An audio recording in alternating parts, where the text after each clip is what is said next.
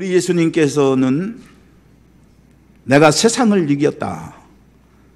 이 세상은 무엇을 의미할까요? 우리는 이 성경에 나타난 말씀으로서의 그런 진리도 알아야 되지만 그 말씀 속에 들어있는 영적 의미를 알고 그것을 기준해서 신앙생활을 해야 성공하게 되는 거예요.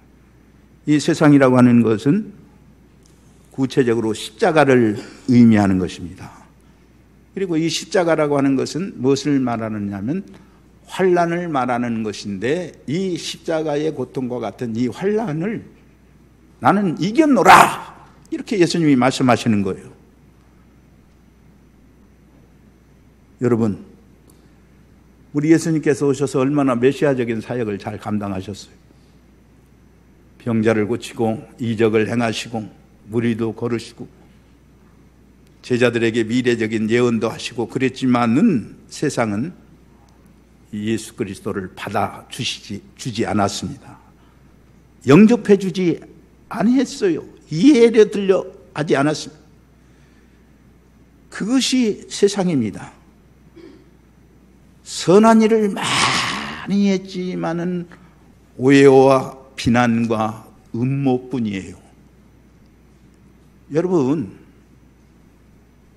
내가 그렇게 당하는 입장에서든지 내가 누구를 음모하는 입장에서든지 항상 생각할 것은 이것이 정정당당한 길이냐, 또 경우에 따라서는 아닌 것도 사실화되어 갈 때 예수님도 그러하셨는데 나라고 해서 그런 일이 어찌 있을 수 없겠느냐, 이거를 내다보면서 신앙생활해야 우리가 승리를 가져오게 되는 거예요.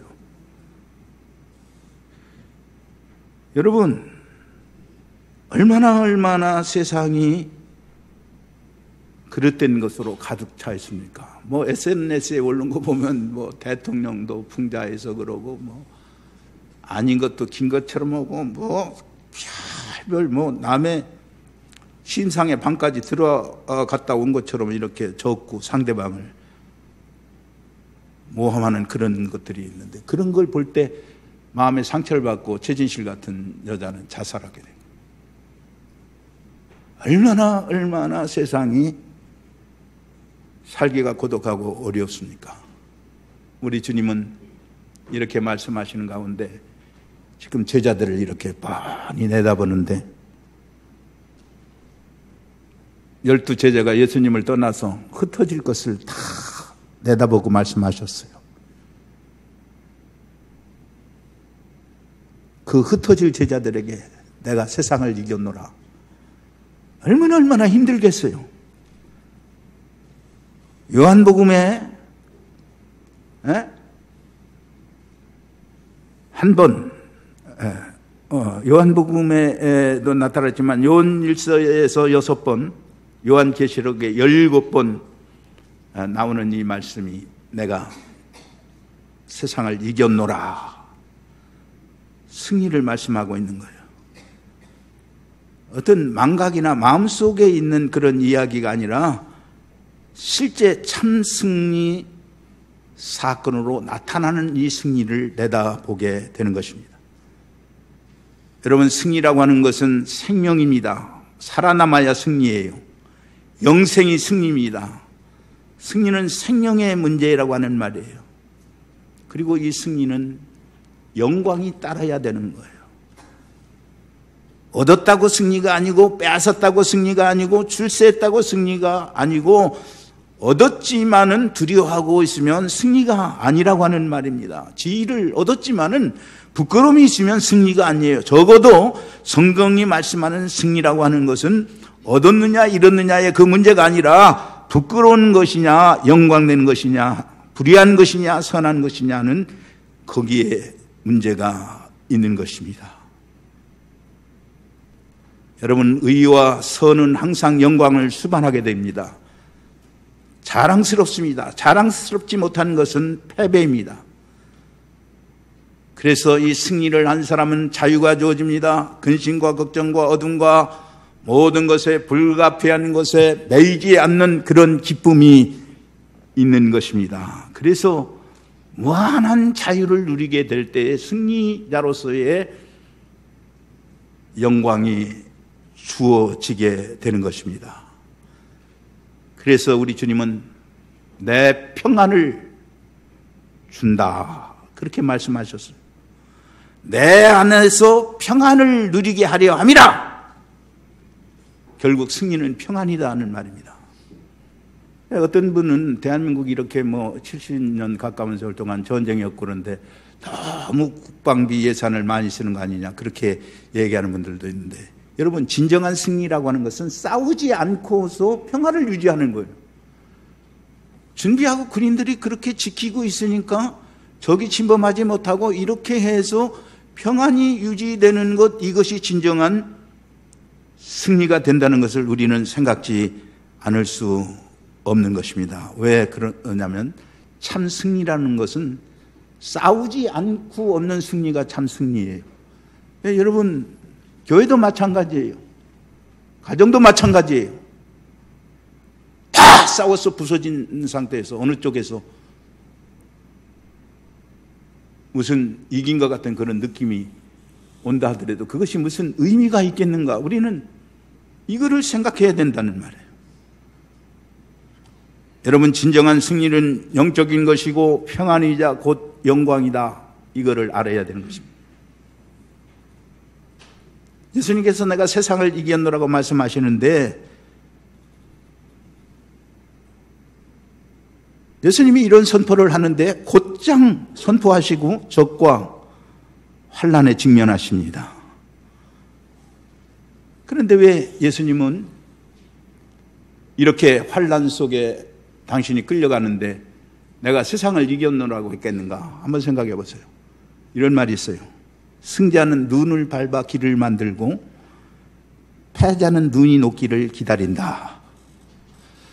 승자는 거친 바람이 불 때에 그 바람을 돛을 위한 에너지로 생각하고, 패자는 바람이 불 때에 돛을 내린다. 여러분, 눈이 오면은 그걸 밟아서 길을 만들면 생각지 않은 길을 걸어보기도 하고 참 인생의 삶의 다양성을 더하게 되고 흥미가 있는데, 게으르고 미련한 사람들은 녹기만 기다리다 보니까 먹을 수 있는 것도 사다 먹을 수도 없고 영양실조가 되든지 큰 변을 당할 수가 있는 것입니다. 우리 인생에 여러 가지 어려움이 있고 환난이 있고 고통이 있을 때에 그것들이 사실은 두려워하게 되면 한없이 두려움이 되지만은 오히려 그런 것들을 영유용하게 될 때 얼마나 우리의 삶에 생각지 않은 편안을 주는가를 알아야 됩니다. 사업에 성공한 사람은, 미국의 실업가로서 성공한 사람들은 몇 가지 구호를 외치는데, 첫째, 성공하려면 기회를 포착하라. 이 찬스를 잘 잡으라. 요즘 우리가 말하는데. 그 다음 두 번째는 선택을 잘하라. 초이스. 세 번째는 선택했으면 그 일에 대해서 도전을 하라. 챌린지. 용기가 없는 사람은 승리 못하는 거예요. 어떤 사람은 막 아이디어가 얼마나 많은지 말하는 소리 들으면 금방 막 부자 되고 남 다 도와줄 것 같은데 하나도 해내지 못하고 남에게 신세만 지는 사람이에요. 말하는 거 보면 어떻게 그렇게 돈도 잘 벌고 그냥 인기가 많을 것 같은지 모르는데 전혀 해내는 건 없어요. 우리 예수님은 고난을 향하여 도전하셨습니다. 십자가를 향하여 도전하셨습니다. 또한 당신이 당하는 고난의 의미를 알고 계셨습니다. 여러분, 고난을 당할 때 고난의 의미를 알아야 되는 것입니다. 모르고 행하는 일은 행위가 아니기 때문에 그러는 거예요. 목적도 의미도 깊은 뜻, 하나님의 경륜도, 이 사건이 주는 선교적 의미가 무엇이고 구속적 의미가 무엇인가를 우리는 알아야 되는 거예요. 겉으로 나타나는 그런 환난과 어려움 때문에 도피하는 사람은 어디에 가도 여전히 똑같은 일을 만나는 거예요.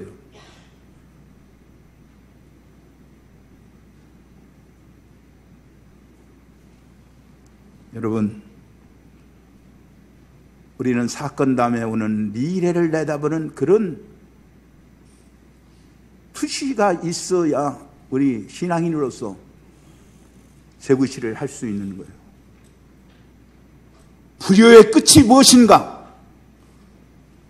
불법에 참여한 끝이 무엇인가? 우리는 역사를 통해서, 이 정치를 통해서 그걸 내다볼 수 있어야 되는 거예요. 어느 한순간에는 영웅같이 되지만은 그것이 시간이 지나면은 자기 인생의 길을 가로막는 길이 된다는 거. 불법에 참여함으로 인해서 얼마나 그 장래가 비참하게 진다는 것을 내다볼 수 있어야 되는 거예요.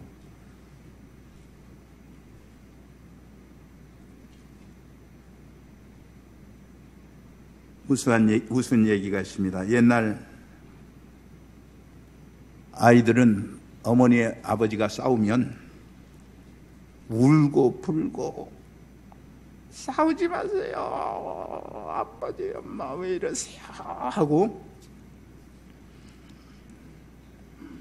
막 못 이겨 했는데 요즘은 아이들이 부모가 싸우고 있으면 옆방에서 웃고 있대요. 왜 웃고 있느냐면 저 한참 싸운 다음에 화해한다고, 저들한테도 미안하다고, 뭐 돈도 내놓을 줄 알고 싸우고 있으면 옆방에서 웃고 있다는 거예요. 뒤에 일어날 것을 내다보기 때문에. 우리는 멀리 내다볼 줄 알아야 됩니다. 해산하는 여인이 고통을 겪고 있으나 이것만 겪고 나면 얼마 안 있으면 새 생명이 태어나고 미래의 축복을 바라보면서 현재를 견디는 것입니다. 예수님은 지금 눈앞에 십자가 있지만 십자가 다음에 있을 부활을 바라보셨어요. 다가올 영광을 바라보셨습니다. 장차 천하 만민이 예수 그리스도의 이름 앞에 꿇어 엎드릴 것을 알았습니다. 은석교회 성도들이 주님 찬양할 것을 내다보셨습니다. 저와 여러분이 예수의 이름으로 축복할 것을 다 이미 내다보셨단 말이에요. 그렇기 때문에 그 고난의 고통을 다 감내하셨습니다. 조금 있으면 나를 못 보겠고 조금 있으면 나를 보리라. 예수님께서 요한복음 16장에서 반복해서 말씀하십니다. 잠깐 있으면 나를 못 보겠고 잠깐 있으면 나를 보리라고 하는 이 말은 내가 죽지만은 다시 부활하겠다. 잡다한 모든 현실 속에서 어려움을 당하지만은 그 뒤에 일어날 영광을 바라보고 계셨기 때문에 벌써 마음은 저 뒤에 있는 승리에 예수님의 마음이 가 계셨다는 말이에요. 또한 초연한 사랑을 느끼고 계셨습니다. 오늘 본문 27절에서 볼 수 있습니다. 너희가 나를 사랑하고 또 나를 하나님께서 온 줄로 믿은 거로 아버지께서 친히 너희를 사랑하심이라. 조금 있으면 베드로가 모른다고 부인할 것이다. 제자들이 도망갈 것이다. 빤히 아시고 예언하셨고 경고하셨습니다. 그러나 주님은 생각하십니다. 너희들은 나를 사랑하고 있고 나를 믿고 있고 언젠가 다시 돌아와서 나를 위하여 충성을 다하고 순교할 것을 다 내다봤어요. 사랑을 내다본 거예요.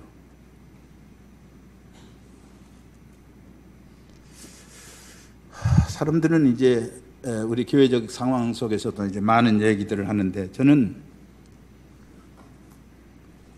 인간이니까 우리 예수님께서도 할 수 있으면 이 잔을 내게서 진하게 주시옵소서. 그러나 내 원대로 하지 마시고 아버지의 원대로 해달라고 하는데 어려움이 있는데 많이 도피하고 싶은 생각이 많이 있지만 그러나 저는 제가 생각할 때 내가 남에게 돕고 목회자로서 나를 포기하고 산 것에 대해서 일일이 우리 성도들에게 어저께도 이제 집사님 한 분이 목사님 신경을 다 얘기해야 듣지요 그러는데 사람이 저처럼 이렇게 어느 정도 이렇게 나이도 들고 또 여러 가지 일을 맡고 오다 보면 무슨 얘기를 하면 자기 자랑이 돼가지고 이게 역으로 미임이 되기 때문에 얘기해도 이제 안 들리는 거예요. 그러나 분명한 것은 나는 내가 교회를 위해서 살아왔기 때문에 세월이 지나게 되면은 적어도 목회자가 한 교회를 위해서 어떻게 사는 거에 대해서는 내가 얘기하지 않아도 깨달을 것이라는 얘기라고. 내가 당에서도 늘 얘기하지만 장로님들한테 내가 이 얘기하는 거는 내가 지금 얘기해서 설득된다고 생각하는 게 아니다. 나는 장로님들한테 이 얘기해서 앞으로 교회가 어떻게 하면 어떻게 성장하고 어떻게 하면 실패할 거에 대해서 예언을 해서 김진웅 목사 말이 맞은가 안 맞은가를 아는 그것만으로도 나는 내가 목회자로서 얘기한 거니까 듣고 안 듣는 것은 장로님들의 뜻이고 나는 이렇습니다 하는 얘기를 여러 차례 얘기했고 그것이 어떤 때는 장로님들 싫어하고 미워하는 것 같이 들려져서 어떤 분들은 그거 목사 하나 못 해보느냐고 장로님들한테 싸워보라고 이렇게 자꾸 부추기는 것 같은 느낌을 느끼는데 목사가 개인적인 어떤 감정으로 예를 들어서 부모가 자식이 조금 못마땅하다고 해서 자기 감정을 못 이겨서 근본적으로 싸움을 하면 그거는 자식이 지는 게 아니라 부모가 지는 거예요. 그래서 저도 마찬가지예요. 여러분들이 다 내 개인적인 것, 형편적인 것 다 설명하면 이거는 잔소리가 되고 내 공이 되면 내가 하나님 앞에 일하는 게 흔적이 없어져 버리기 때문에 난 그러고 싶지는 않아요. 그래서 말씀을 드립니다마는 우리는 뒤를 내다볼 수 있는 그런 마음이 있어야 된다는 말이에요. 그리고 예수님도 그러했듯이 저는 제가 대접 못 받고 김 목사가 여러분들이 배척한다고 해서 그것 때문에 서운해가지고 내가 선택한 사역이고 내가 40년 가까운 세월 있으면서 여러분에게 책임 돌리고 싶은 생각은 없어요. 그러나 분명한 것은 여러분이 하나님 앞에 서는 날 하나님의 사역자들이 일을 하고 수고한 것이 얼마나 내 생애에 고마운가를 알 거예요. 의사가 병원에서 열심히 치료시켜줘서 그 사람 낫겠는데 당신 나 때문에 돈 벌어서 산 거니까 내 덕에 감사하세요 얘기하면 틀린 것은 아니지만 맞는 것도 아닌 거예요. 그러니까 책임은 저에게만 있는 게 아니라 말하는 사람에게도 있을 수 있는 거예요. 여러분 참 부담스러운 얘기지만은 분명한 것은 우리가 하나님 앞에 믿음으로 산 거에 대해서는 오해도 있고 섭섭함도 있고 또 자기 의지 표명을 해서 잘하려고는 노력도 있고 또 그것이 사실일 때 그대로 적용도 되지만은 아닐 때는 아닌 것으로 알고 그 뒤에 있을 그거를 내다볼 수 있어야 된다 하는 말이에요. 여러분 하나님의 사랑을 믿으시고 제자들의 사랑을 믿었던 예수님처럼 오늘 우리는 모든 것을 믿음 관계로만 가능한 거예요. 현재 일어나는 것 가지고 따져서는 안 되는 거예요. 뒷날을 생각해야 된다. 다시 말씀. 제가 이제 손자 얘기를 자주 합니다만은 손자가 둘이다 보니까 이제 너무너무 이제 힘든 때가 많고 또 이제 제가 단독이 아니고 이렇게 연립이다 보니까 위아래 이제 부끄럽고 또 옆에도 이제 부끄러운 정도 있고 그러지만 애들이 번잡해가지고 1시, 2시에도 그냥 안 자고 막 이리 뜨고 저러니 못 다니게 그냥 뛰지 못하게 의자를 다 여기저기 놓아도 돌아다니면서 쿵쿵거리고 소리 지르는데 정말 내가 봐도 미치겠어요. 그래 난 그걸 안다가 이제 발병이 나고 이제 그랬는데 그러나 제 속으로는 아이들이 속색이고 말 안 듣는 게 정상인 거예요. 움직이도 않고 가만히 그냥 콧물이나 흐르고 힘 없어가지고 빌빌거리고 젖이나 주는 거 쭉쭉 빨아먹는 건 그건 뒤에 가서 아무것도 못해? 미안한 얘기입니다. 여러분 죄송한 얘기다. 여러분 혹시 그런 아이들 있으면 좀 용서하고 들으세요. 그러니까 먼 뒷날을 바라보면 아무것도 아닌 거예요. 그러니까 내다보고 뒷날에 있을 영광을 우리는 생각해야 된다 하는 말입니다. 우리 예수님은 문제 때문에 소신이 흔들리지 않았습니다. 본래적인 목적을 생각하셨습니다. 내가 아버지께로 와서 내가 다시 세상을 떠나 아버지께로 가노라. 28절. 하나님께서 중요한 목적을 가지고 사명이 있어서 왔다가 다시 하나님께로 간다, 이렇게 말씀하십니다. 지금 복잡한 사건이 좀 이루어지고 있지만 그것이 중요한 것이 아니라 내가 왔다가 가노라, 이렇게 말씀하시는 거예요. 여러분, 세상에 무슨 목적으로 왔어요? 무슨 목적으로 왔어요?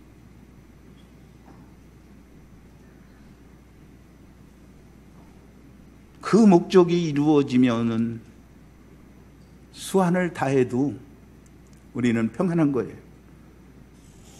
본래적이고 근본적이고 본질적인 사명과 목적을 크게 감당한 나머지 지금 눈앞에 벌어지는 복잡한 사건, 십자가, 갈보리 언덕, 그 고통에 대해서 우리 예수님은 초연냈습니다. 내가 왔다가 가노라.